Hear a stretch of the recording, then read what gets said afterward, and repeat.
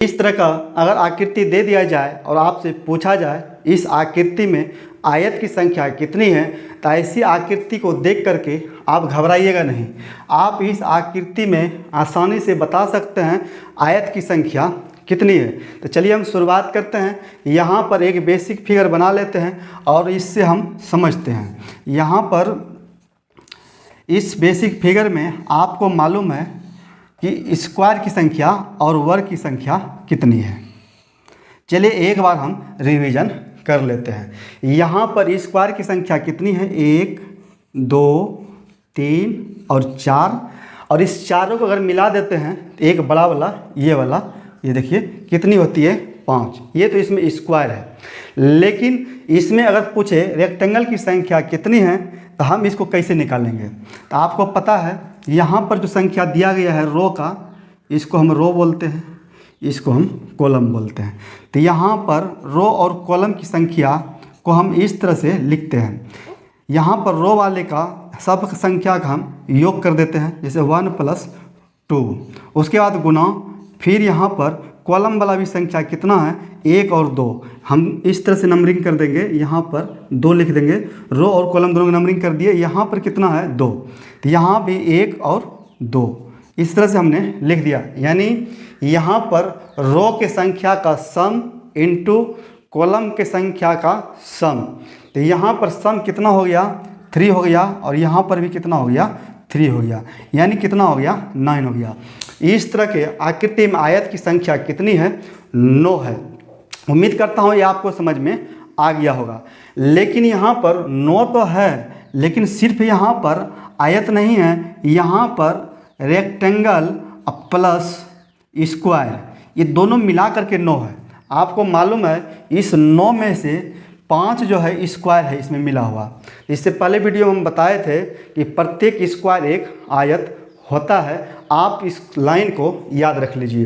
तो यहाँ पर हम देख पा रहे हैं टोटल कितना है, 9 है और 5 इसमें स्क्वायर है। यानी यहाँ पर हम बोल सकते हैं 4 + 5 बराबर कितना, 9।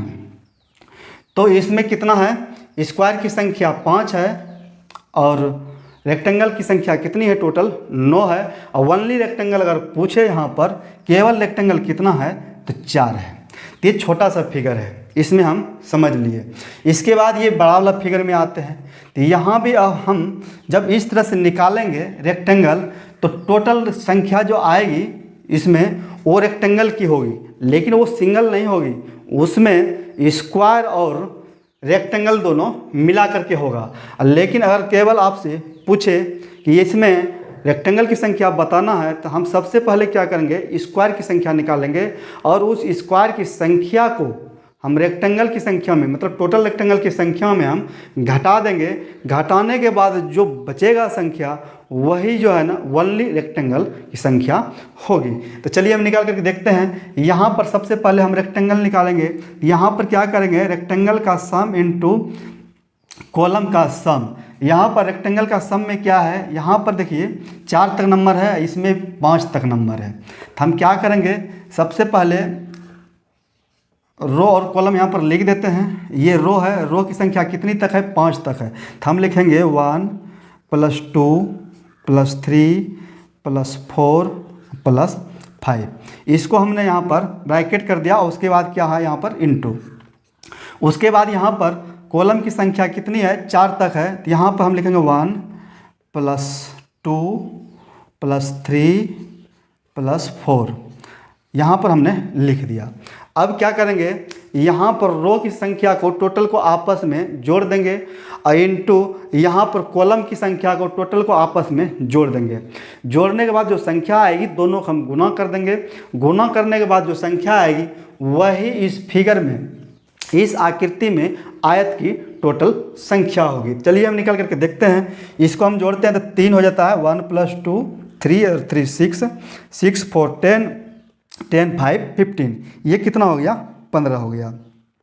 उसके बाद हम देख पा रहे हैं यहाँ पर इसको अगर हम जोड़ते हैं तो कितना होता है, 1 2 3 3 6 4 10 10 होता है। अगर दोनों को हम गुना करते हैं कितना होता है 15 धन 150, यानी 150 जो है ना इसमें रेक्टेंगल की संख्या मौजूद है।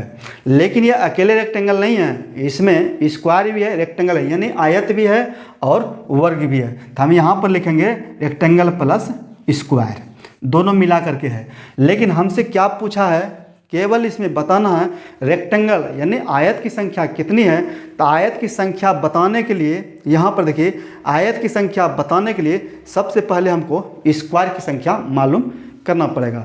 अगर हम स्क्वायर की संख्या मालूम करते हैं इसमें, तो यहाँ पर हम देख पा रहे हैं टोटल जो है 1 2 3 4 5 तक है लास्ट नंबर, और यहाँ पर देख रहे हैं 1 2 3 4, यहाँ पर 4 तक है, यानी रो में लास्ट जो नंबर है वो 5 है और कॉलम का जो लास्ट नंबर है 4 है।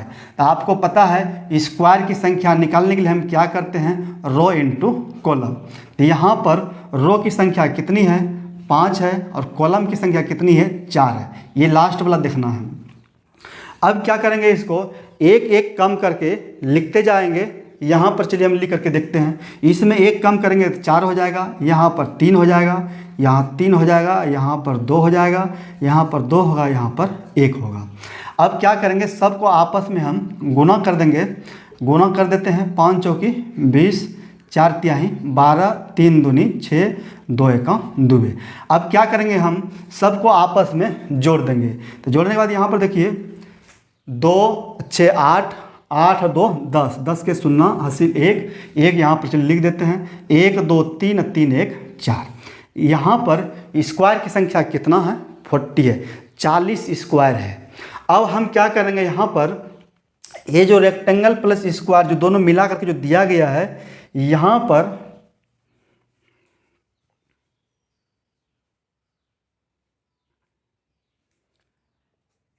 150 है। यहाँ पर देखिए 150 है, इस 150 में अगर हम यहाँ पर 40 घटा देते हैं, ये देखिए 40 हमने माइनस कर दिया, माइनस करने के बाद कितना हो गया 110 हो गया। 110 क्या है, ये ओनली रेक्टेंगल है। उम्मीद करता हूँ ये आपको समझ में आ गया होगा। अगर ये समझ में आ गया है तो नेक्स्ट जो फिगर दिया गया है, इस फिगर में भी हम देखेंगे ओनली रेक्टेंगल की संख्या कितनी है। यहाँ पर देख पा रहे हैं दोनों एकदम बराबर है, दोनों बराबर है। तो यहाँ पर रो इनटू कॉलम उसी तरह से हम गुना करेंगे। तो चलिए हम यहाँ पर इसको थोड़ा सा हम साफ कर लेते हैं, यहीं पर हम लिख लेते हैं। यहाँ पर हम देख पा रहे हैं ये रो है, ये कॉलम है। हम यहाँ पर रो और कॉलम को इस तरह से लिख दिया। यहाँ पर क्या करेंगे, रो का जो संख्या है उसका सम गुना कॉलम की जो संख्या है उसका सम करके हम यहाँ पर गुना कर देंगे। गुना करने के बाद जो संख्या आएगी, इस तरह के फिगर में आयत की संख्या होगी, यानी इस आकृति में आयत की संख्या होगी। तो हम लिखेंगे 1 + 2 + 3 + 4, क्या कि 4 तक दिया हुआ है। उसके बाद हम यहाँ पर इंटू लगा दिए, फिर यहाँ पर लिखेंगे 1 + 2 + 3 + 4 लिख लिया। उसके बाद अगर दोनों को हम जोड़ेंगे तो इसमें होगा 10 और इसमें भी होगा 10, यानी 10 इसमें होगी 10 इसमें होगी। रो की संख्या का योग 10 और कॉलम की संख्या का योग 10। 10 × 10 अगर हम करते हैं कितना होता है 100 होता है। ये 100 क्या है, ये 100 जो है इस फिगर में आयत की संख्या है, यानी इस आकृति में आयत की संख्या है। लेकिन हमसे पूछा गया है ओनली आयत आपको बताना है। तो इसमें जो है ना रेक्टेंगल यानी आयत और वर्ग दोनों मिला हुआ है, इसमें दोनों मिला करके यहाँ पर कितना आया है 100 आया है। अब हम क्या करेंगे, इसमें रेक्टेंगल की संख्या ओनली रेक्टेंगल की संख्या जानने के लिए हम क्या करेंगे, स्क्वायर की संख्या कितनी है इसमें हमको मालूम करना है। तो यहाँ पर स्क्वायर की संख्या कितनी है, चलिए हम निकाल करके देखते हैं। यहाँ पर स्क्वायर की संख्या निकालने के लिए हम क्या करते हैं, रो इंटू कॉलम को गुना करते हैं। तो 4 × 4, 3 × 3, 2 × 2, 1 × 1, यानी 16, 9, 4 और 1, 16, 9, 25 और 25 और 4 कितना हो गया 30। 30 स्क्वायर इस फिगर में मौजूद है।